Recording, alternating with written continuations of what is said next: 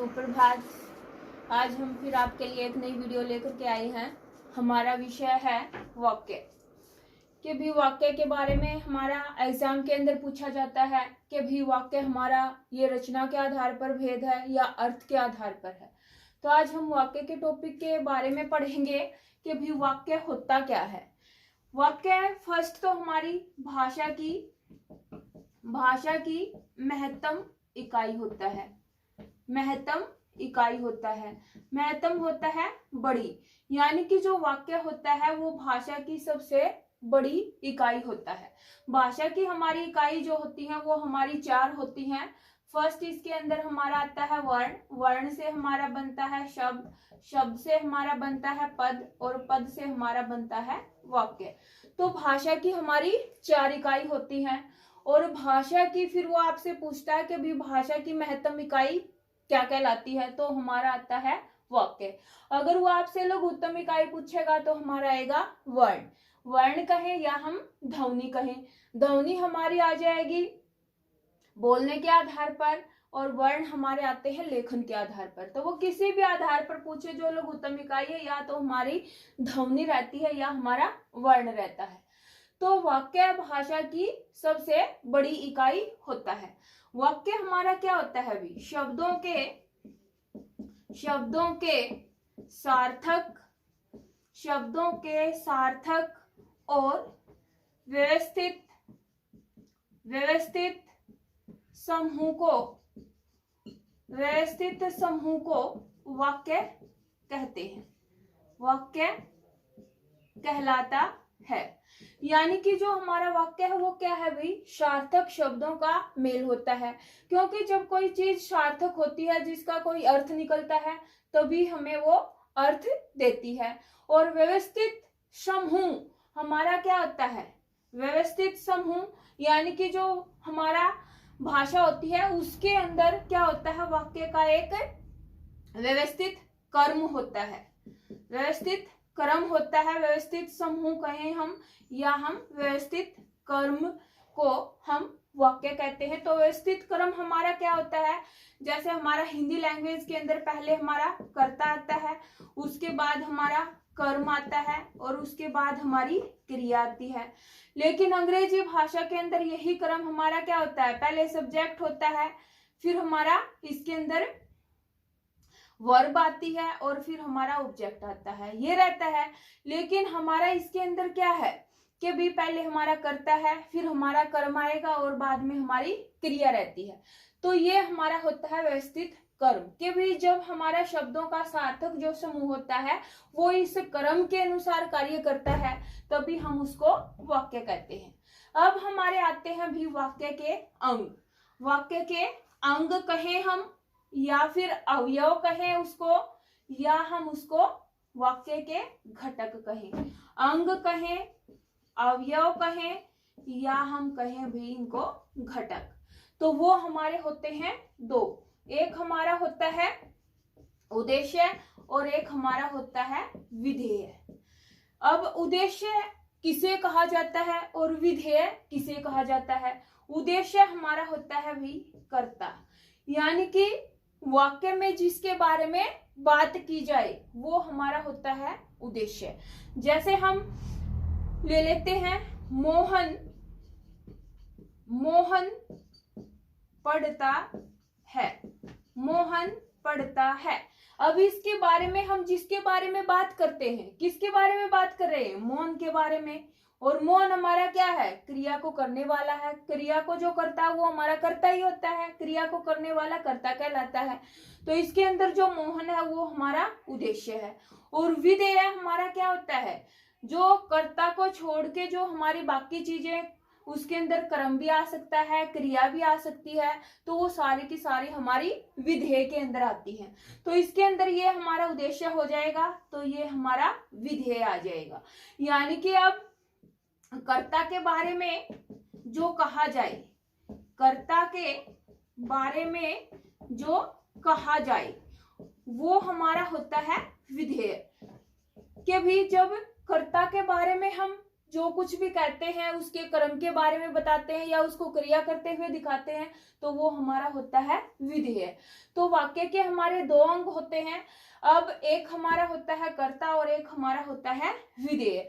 अब जैसे इसके अंदर भी हमारा कर्ता का भी विस्तार भी हो जाता है और विधेय का भी विस्तार हो जाता है। तो वो कैसे होता है? अब जैसे मोहन है, मोहन के बारे में हम इसकी पूरी डिटेल दें कि भी कक्षा में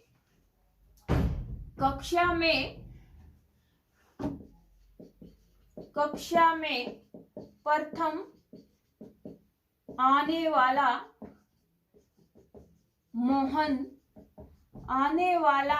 मोहन तुलसीदास द्वारा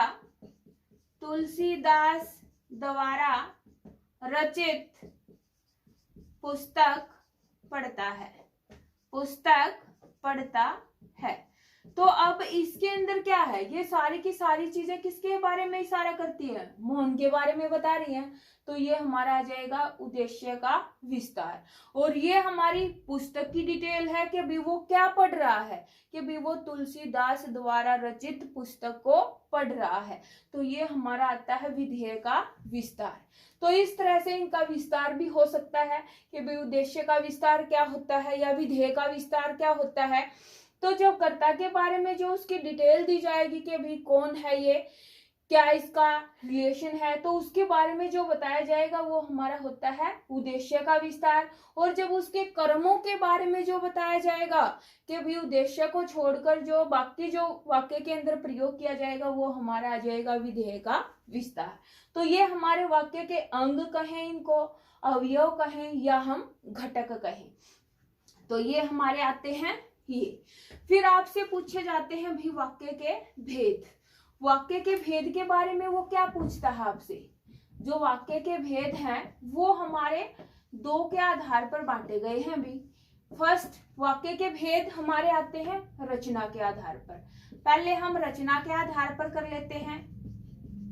रचना के आधार पर जो वाक्य हैं हमारे, वो हमारे आते हैं भी तीन। वो तीन हमारे कौन से आते हैं? फर्स्ट, इसके अंदर हमारा आता है सरल वाक्य, सेकंड हमारा आता है भी मिश्र वाक्य, और थर्ड हमारा आता है संयुक्त वाक्य। यानी कि सरल वाक्य, मिश्र को हम मिश्रित वाक्य भी बोल सकते हैं, और संयुक्त वाक्य। ये हमारे रचना के आधार पर तीन भेद हैं। अब पेपर के अंदर क्या पूछ लिया जाता है, कई बार सरल वाक्य दे करके मिश्र वाक्य बोलता है कि भी इसके अंदर वाक्य का रूपांतरण पूछ लेता है, परिवर्तन पूछ लेता है कि भी सरल वाक्य से आप मिश्र वाक्य बनाइए या मिश्र वाक्य से संयुक्त वाक्य बनाइए। तो ये चीजें हमने देखनी है, कौन सा हमारा सरल वाक्य है, कौन सा मिश्र है और कौन सा हमारा संयुक्त वाक्य है। तो सरल वाक्य तो हमारा क्या होता है कि भाई जिस वाक्य में एक कर्ता और एक मुख्य क्रिया के बारे में बात की जाए तो वो हमारा होता है सरल वाक्य। जैसे हम कहें कि भी मोहन पढ़ता है, ये हमारा आ जाएगा सरल वाक्य, क्योंकि इसके अंदर हमारा एक कर्ता है और एक हमारी क्रिया है। क्रिया हमारी इसके अंदर गौण रूप में दो भी आ सकती हैं, तीन भी आ सकती हैं, लेकिन जो हमारी मुख्य क्रिया है वो हमारी एक रहती है। जैसे अब इस वाक्य के अंदर हम और क्रिया लगाएं, मोहन चलते चलते पढ़ रहा है। जैसे अब ये बात करें हम, चलना, पढ़ना और जाना, तो ये चीजें हमारी आ जाएंगी सरल वाक्य के अंदर। मुख्य क्रिया हमारी वो होती है जो वाक्य को समाप्ति की ओर लेके चलती है, तो वो हमारी होती है मुख्य क्रिया। तो सरल वाक्य हमारा समझ में आ गया होगा। मिश्र वाक्य हमारा क्या होता है कि भी इसके अंदर एक हमारा आश्रित उपवाक्य होता है और एक हमारा प्रधान वाक्य होता है। जो ये आश्रित उपवाक्य होता है वो अपना अर्थ प्रकट करने के लिए मिश्र वाक्य ये प्रधान वाक्य पर निर्भर करता है। तो हमारा देखिए अब इसके अंदर जैसे हम लिखें कि भी प्रधानाचार्य ने कहा कि कल भाषण प्रतियोगिता होगी।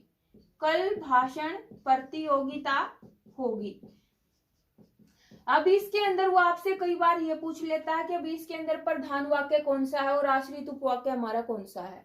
प्रधान वाक्य हमारा इसके अंदर ये हुआ क्योंकि यहां से जब उनको क्या किया जाएगा कि भी यहां से उनको आदेश दिया जाएगा कि भी ये हमने कार्य करना है, और ये हमारा वाक्य हुआ हमारा आश्रित उपवाक्य, क्योंकि ये इस आदेश के ऊपर निर्भर करता है कि भी यहां से जब उसको आदेश दिया जाएगा तभी हमारी ये जो क्रिया है वो कंप्लीट होगी। तो इस तरह से हमारा ये होता है मिश्र वाक्य। अब मिश्र वाक्य के अंदर और क्या चीजें आती हैं कि भाई अब वो ये पूछ लेता है कि भाई संज्ञा आश्रित जो उपवाक्य है वो ये पूछ लेता है संज्ञा है या आपका विशेषण है या आपका अव्यय है या क्रिया है। तो इस तरह से इसके अंदर वो आपसे पूछ लेता है। तो इसको हम थोड़ा और डिटेल ले लेते हैं। जैसे जो हमारे की से जो जितने भी वाक्य जुड़ते हैं वो ज्यादातर हमारे संज्ञा उपवाक्य होते हैं।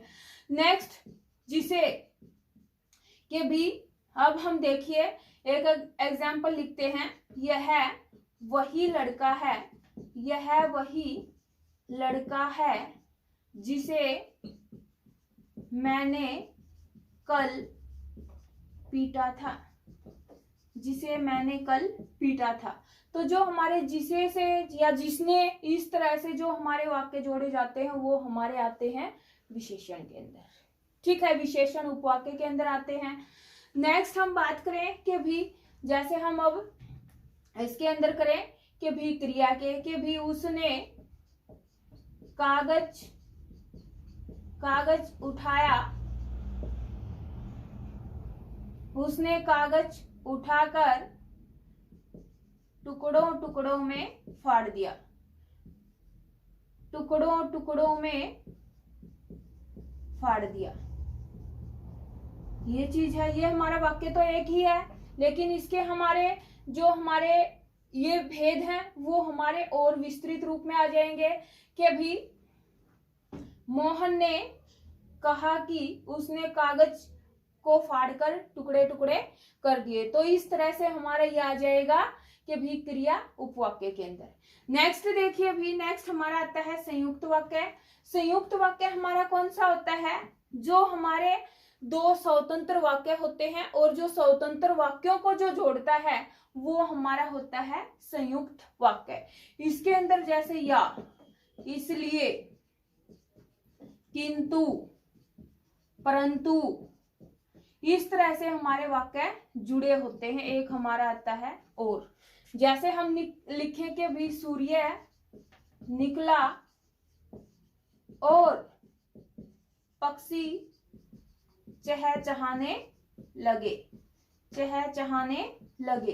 कि भी इसके अंदर क्या होता है, दो स्वतंत्र वाक्य होते हैं और वो आपस में समुच्चय बोधक अवयवों से जुड़े हुए होते हैं। कई बार आपसे ये पूछ लेता कि भाई संयुक्त वाक्य कौन से अवयव से जुड़े होते हैं, तो वो हमारा आता है समुच्चय बोधक अवयवों से जुड़े होते हैं। जो ये चीज है और, या, इसलिए, किंतु, परंतु, ये सारे के सारे हमारे समुच्चय बोधक अवयव हैं जो दो स्वतंत्र वाक्यों को जोड़ने का काम करते हैं। यानी कि इधर भी हमारा वाक्य पूर्ण होता है, इधर भी होता है, लेकिन बीच में वो योजक से जुड़ा हुआ होता है, तो वो हमारा होता है संयुक्त वाक्य। एक एग्जाम्पल और ले लेते हैं इसका। जैसे हम ले राधा, राधा पढ़ती है, राधा पढ़ती है और राधा पढ़ती है और सीता नाचती है, सीता नाचती है। तो इस तरह से ये भी हमारे स्वतंत्र वाक्य हैं। इसके अंदर जैसे हम यहाँ पर और की जगह परंतु लगा लें तो भी हमारा वाक्य बन जाएगा कि भी राधा पढ़ती है और सीता नाचती है। किंतु लगाएं तो भी बन जाएगा। तो इस तरह से जो दो स्वतंत्र वाक्य जो समुच्चय बोधक अवयवों से जुड़े हुए होते हैं तो वो हमारे होते हैं संयुक्त वाक्य। ये हमारे आते हैं भी रचना के आधार पर। रचना के आधार पर जो वाक्य हैं वो हमारे कितने हुए? 3। नेक्स्ट हमारे आते हैं भी अर्थ के आधार पर। अर्थ के आधार पर, अर्थ के आधार पर हमारे वाक्य के भेद होते हैं भी 8। फर्स्ट इसके अंदर हमारा आता है विधानवाचक, विधानवाचक या विधानार्थक जिसको बोल ले। फिर हमारा आता है इच्छावाचक या इच्छार्थक भी बोल देते हैं। थर्ड हमारा आता है आज्ञावाचक। फोर्थ हमारा आता है भी नकारात्मक, नकारात्मक वाक्य। फिफ्थ हमारा इसके अंदर आता है संकेतवाचक, संकेतवाचक। फिर हमारा आता है भी संदेहवाचक, संदेहवाचक। फिर हमारा आता है भी प्रश्नवाचक, प्रश्नवाचक। और फिर हमारा आता है विस्मयादि बोधक, विस्मयादि बोधक। के भी जो हमारे वाक्य हैं अर्थ के आधार पर 8 होते हैं। फर्स्ट हमारा विधानवाचक या विधानार्थक जिसको बोलते हैं। विधानवाचक हमारा सरल वाक्य ही होता है कि भी जिसके अंदर एक कर्ता और एक क्रम होता है, तो वो हमारा होता है विधानवाचक। इच्छार्थक हमारा क्या होता है? इच्छार्थक वाक्य हमारा क्या होता है? जिस वाक्य में मंगल कामना दी गई हो या दूसरे के बारे में जब हम शुभ शुभ सोचते हैं या उसको आशीर्वाद देते हैं, तो वो हमारे आते हैं इच्छार्थक। जैसे हम इसके अंदर एग्जाम्पल लें भी, भगवान करे, भगवान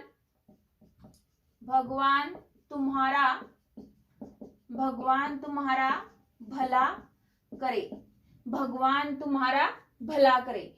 नेक्स्ट हम ले इसके अंदर तुम्हारी यात्रा मंगलमय हो, तो भी हमारा इच्छावाचक होता है। आज्ञार्थक हमारा कहाँ पर होता है भी? जहां पर आज्ञा दी जाती है कि भी ये काम तो आपने करना ही करना है, तो वहां पर हमारा होता है आज्ञावाचक। जैसे हम बोले कि भी मेरे लिए 1 गिलास पानी लेकर आइए, तो वो हमारा होता है आज्ञावाचक। कि भी बच्चों क्लास में चुप हो जाओ, तो ये भी हमारा आज्ञावाचक हो गया। नकारात्मक हमारे कौन से होते हैं? जहां पर क्रिया का अभाव रहता है, यानी कि जिसके अंदर जो कर्ता होता है वो कार्य करने में असमर्थता जहां पर दर्शाता है, तो वो हमारा होता है नकारात्मक वाक्य। जैसे हम लिखें कि भी मुझसे पढ़ा नहीं जाता, मुझसे पढ़ा नहीं जाता, मुझसे लिखा नहीं जाता। यानी कि जिसके अंदर क्रिया की असमर्थता जहां पर रहती है, जहां पर कर्ता कार्य करने में असफल रहता है, वहां पर हमारा होता है नकारात्मक वाक्य। अब हमारे आता है भी संकेतवाचक और संदेहवाचक। ये हमारे 2 वाक्य हैं, ये बहुत बार पेपर के अंदर पूछे जाते हैं। फर्स्ट हमारा होता है संकेतवाचक। संकेतवाचक हमारा क्या होता है कि भी पहले हमें संकेत मिलता है और उसके बाद हम अंदाजा लगाते हैं। जैसे हम इसके अंदर लिखें कि भी बाहर धूप निकली है, धूप निकली हुई है, बाहर धूप निकली हुई है, गर्मी बढ़ सकती है, गर्मी बढ़ सकती है।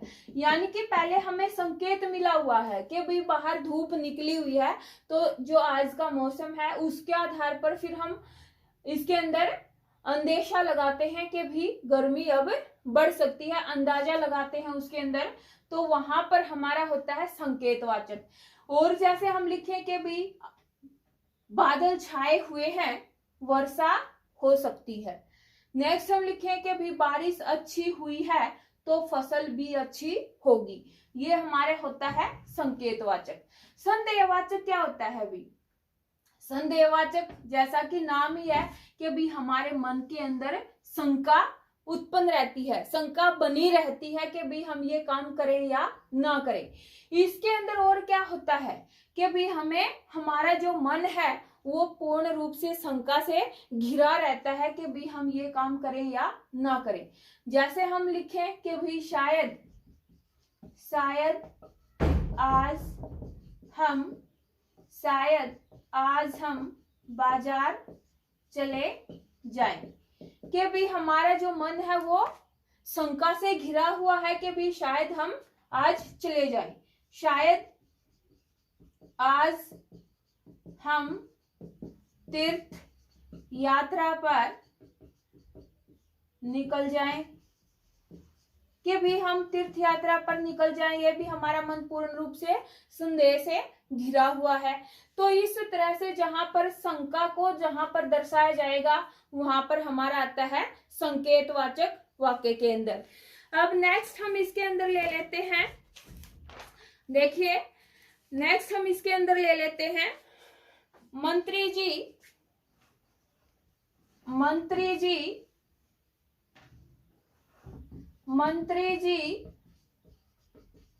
कब आएंगे यह बता पाना मुश्किल है, यह बता पाना मुश्किल है, कि भाई हमारे मन के अंदर ही हमें ही नहीं पता कि भी वो कब आएंगे, तो हमारा मन इसके अंदर शंका से घिरा हुआ होता है। तो वहां पर हमारा आता है संदेहवाचक। प्रश्नवाचक, जिसके अंदर प्रश्न पूछा जाए कि भी तुम कहाँ जा रहे हो, तुम कहाँ जा रहे हो, तुम क्या कर रहे हो, तुम कौन हो। तो इस तरह से क्या है, जब हम दूसरे से प्रश्न पूछते हैं वो हमारा आ जाएगा प्रश्नवाचक। विस्मयादिबोधक वाक्य हमारा क्या होता है कि भी विस्मय होता है हैरानी, कि भी जहां पर आश्चर्य शोक घृणा को दर्शाया जाए वहां पर हमारा आता है विस्मयादिबोधक। और इसकी पहचान हमारी क्या होती है, इसके अंदर विस्मयादिबोधक अव्यय का प्रयोग होता है और तब हमारा जो वाक्य है वो पूर्ण किया जाता है। जैसे हम लिखें कि भी अरे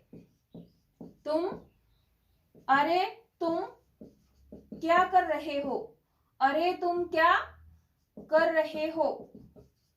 एक हम लिखें इसके अंदर, वाह कितना सुंदर दृश्य है, वाह कितना सुंदर दृश्य है। फिर हम लिखें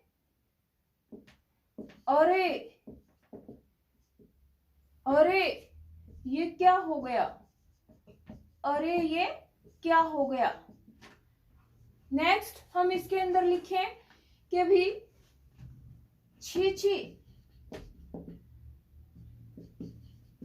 छी कितनी बुरी आदत है, कितनी बुरी आदत है।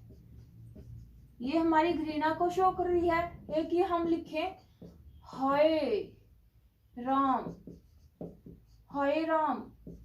ये मेरे साथ क्या हो गया, हाय ये मेरे साथ क्या हो गया।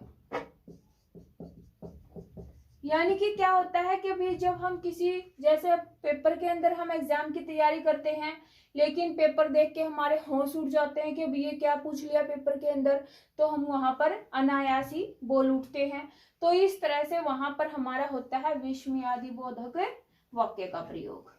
नेक्स्ट हमारा फिर आता है भी इसके अंदर रूपांतरण। रूपांतरण के बारे में बात कर लेते हैं।